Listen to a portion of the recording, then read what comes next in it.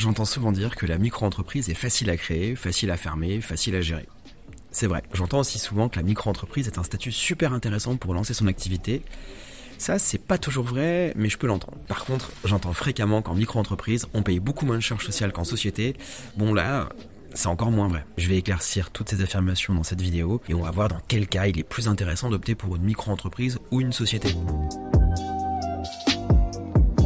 Je vais rapidement te définir ce qu'est une auto-entreprise. Première chose à savoir, c'est qu'une micro-entreprise et une auto-entreprise, c'est exactement la même chose. C'est un statut qui a été créé en 2008 pour permettre à toute personne physique, étudiant, salarié, d'exercer simplement une activité artisanale, commerciale ou indépendante, sous forme d'une entreprise individuelle. Alors évidemment, qui dit forme d'entreprise individuelle sous-entend qu'il n'y a pas de séparation patrimoniale entre l'entrepreneur individuel ou le micro-entrepreneur et son activité professionnelle. Là où quand on crée une société, on crée une personne morale qui sera distincte de la personne physique dirigeant cette société et on protège mieux son patrimoine. Alors maintenant, je vais te comparer la micro-entreprise à la société. Déjà rapidement pour comprendre ce qu'est une société, c'est très simple. Une société, c'est une entité dotée d'une personnalité juridique, on parle de personne morale, et elle est créée pour exercer une activité commerciale, vendre des biens, des services, un peu comme l'auto-entreprise. Cependant, la société est la propriété de ses associés qui ont apporté au capital de la société un montant permettant de la créer, alors qu'il n'y a pas cette notion en micro-entreprise. On ne peut pas s'associer en micro-entreprise. En France, on retrouve plusieurs types de sociétés, mais aujourd'hui, on va se focaliser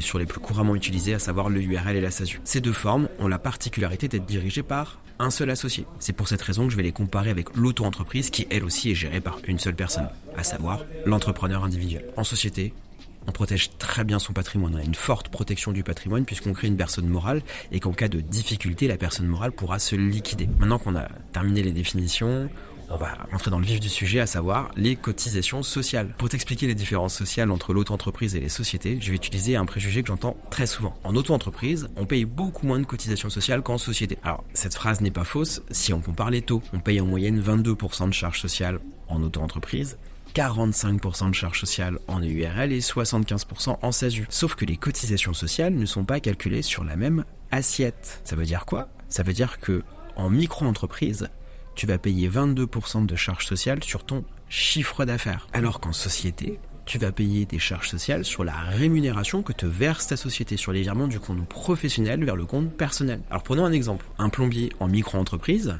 va payer à peu près 22% de charges sociales sur son chiffre d'affaires.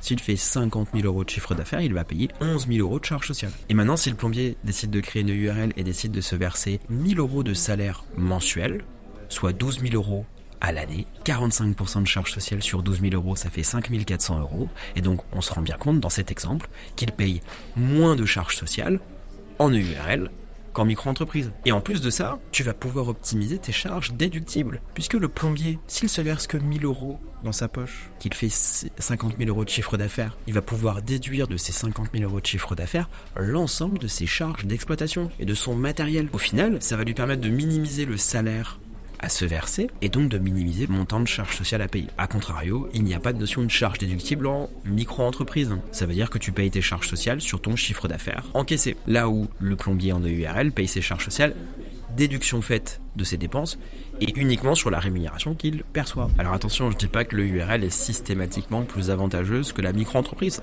D'ailleurs, on conseille très régulièrement à des porteurs de projets de se lancer en micro-entreprise. Néanmoins, dire que il y a moins de charges sociales en micro qu'en EURL est faux puisque ça dépend des caractéristiques du projet. Et parfois, la micro-entreprise est pertinente, mais parfois l'EURL est intéressante. Et si vous souhaitez créer une EURL, Swapon est là pour vous accompagner puisque nous réalisons l'intégralité des démarches de création avec un conseiller dédié qui va vous aider et qui va vous accompagner jusqu'au CABIS. À très vite chez Swapon.